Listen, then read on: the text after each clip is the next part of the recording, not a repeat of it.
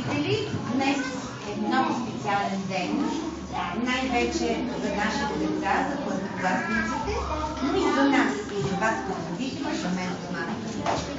За мен е удоволствие да се запознаем и ще бъде удоволствие да работя с вашите деца и с вас. И да си пожелаем на добър час и да ни бъде успешна учебната година. Утре е вашия учебен ден. Днес се представихте, дойдохте в училище, а утре идвате с учебници вече като ученици. Сутринта се събираме в двора на училището. В 8:20 децата трябва да носят значи математика, учебника по математика. Тази тетрадка по математика, която влиза по-късно в употреба, но за да съм сигурна, че деня, в който ще ми потрябва, всички ще имат тетрадки, предпочитам да я съхранявам аз. Нека да бъде написана и когато ми дойде време да започваме работа по тази тетрадка. Плюс това по математика, както съм ви обяснила, искам двете тетрадки с квадратчета, които да бъдат написани тетрадки по математика. И няма домашна работа, няма работа в клас. И още една тетрадка с квадратчета, която да бъде написана като упражнителна по математика, която да бъде в заниманието. По-български, или аз във вашата програма ще го напиша четене. Четене значи работа в буквара. Иначе е български, това е блок от часове, нали, в които се чете и се пише. Значи букварчето да си носят и тетрадка номер 1 написана. Плюс двете тетрадки с тесни и широки редове, написани тетрадки по български и тетрадката с тесни и широки редове, написана упражнителна тетрадка по български за работа в заниманието. Написала съм една програма, съм направила, но тя трябва да бъде одобрена от ръководството. Така че не знам, въпрос на дни, утре, други ден, в момента, в който програмата бъде одобрена, ще ви я разпечатам и на всяко едно дете ще дам програма. За утре програмата, както не съм ви казала всъщност, е четене, математика, писане, физкултура. Говорих с госпожата, не трябва да носят нищо утре по физкултура, защото ще бъде първият им ден по физкултура, първият им час.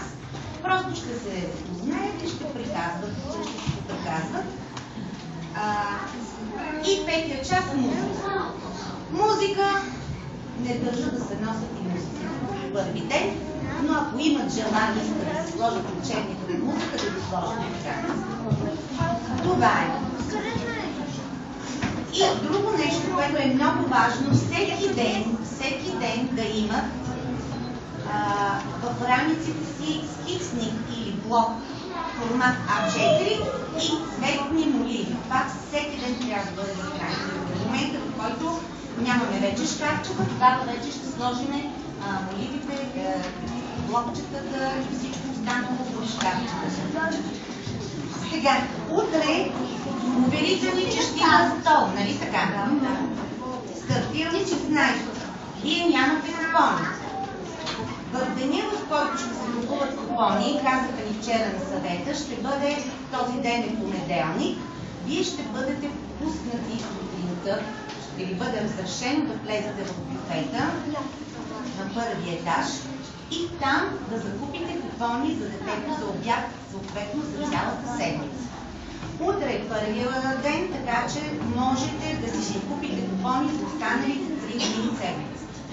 Цената на купона е 2,75 лв. Това е обяд. Би трябвало и от утре да имате безплатна закуска, която ще бъде в голямото междучасие.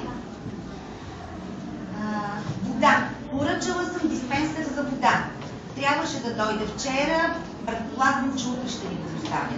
Ще звънна по телефона, ще питам какво става.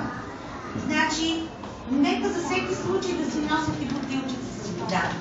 В момента, в който ни постигне диспенсера с вода, децата няма да ползват чашки, ами ще си ползват малки пластмасови бутилки, които аз ще ги пълня. Да. И в момента, в който свърши водата, пълня аз или колежката и така. Обаждате се, без да се изпълнявате. И това е. Друго нещо, мисля, че се изчерпах. Имейл адресите, вие сте ни ги дали, но не всички са четири. Колежката вече ги каза, защото те са важни за електронния дневник. И ако те не са точни, няма да можем да се респондираме. Ще ви помоля да ви напишете още веднъж на едно нещо, просто да ги дадете на децата, четливо и ясно, защото знаете, че една малка грешка и край не е валидна. Ако имате вие въпроси, задавайте. Искам да дам думата на нашата медицинска сестра и да ви я представя. Аз съм сестра Младенова, работя в училището, кабинета е тук на етажа, всички деца трябва да го знаят. Аз искам само да ви кажа няколко неща. Първо, дечетата ни за първи път идват в училище. Може би има здравословни проблеми, хранителни проблеми, неща, които ние трябва просто да ги знаем, за да можем да отреагираме веднага на момента, ако това се наложи. Информацията, която ще ни проверите, е строго, секретно, няма да се коментира, но вие знаете, че ще оставате вечетата сутрин и понякога много късно след това да взимате. Да ни дава Господ, всичко се случва. Ние трябва да имаме готовност. Аз, госпожите, директорка, носим отговорност за живота и здравето на децата. Най-важно да са здрави и живи и после добре научени. Другото, което искам, то не е част го искам, то е задължително, това са профилактичните здравни картони. От личния лекар, които всички имате, се взимат едни картончета, те имат дали на компютъра ще влизат, извадат, дали са такива едни планчета, те знаят, вече знаят, за мен няма значение, но всички дечета трябва да влизат такива здравни картони, в които се отбелязват имунизации, специфични заболявания и така нататък. Това е, което искам да ви кажа. Не са тези картонените здравни карти, които са... Не голямите, където ходят на лекари. Не, има едни профилактични заводи, да, те сега са едни нови, които са естествено по-малки. Всяко сценарий. Най-вероятно трябва да го поставите на учителството, защото всеки ги запремянеше аз ще взема от тези, както трябва. Благодаря ви. Успешно година на децата. Благодаря.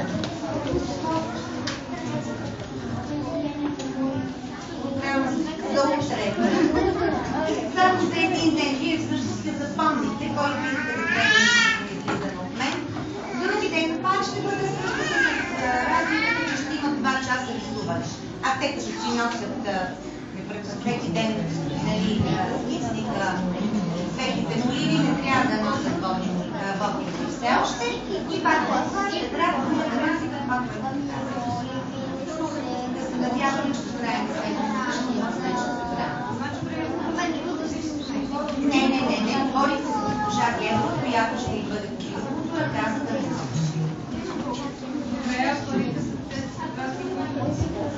Сега, вие събрахте ли сумата? 49 лева. Нека да го направим 50. 50 лева са учебните помагала, включая и учебника и тетрадката по английски. 20 лева за училището настоятелство стават колко? 70 лева. И по-късно остават още 20 лева, 22, в зависимост от офертата за шкафчета. Значи на първо време...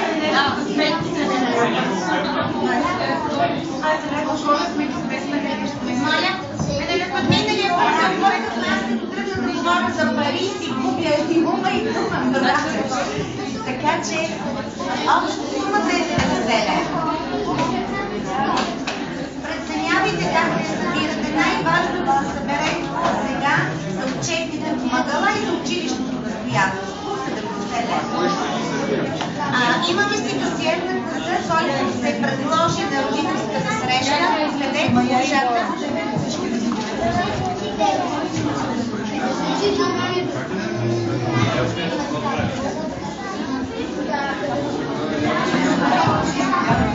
Да.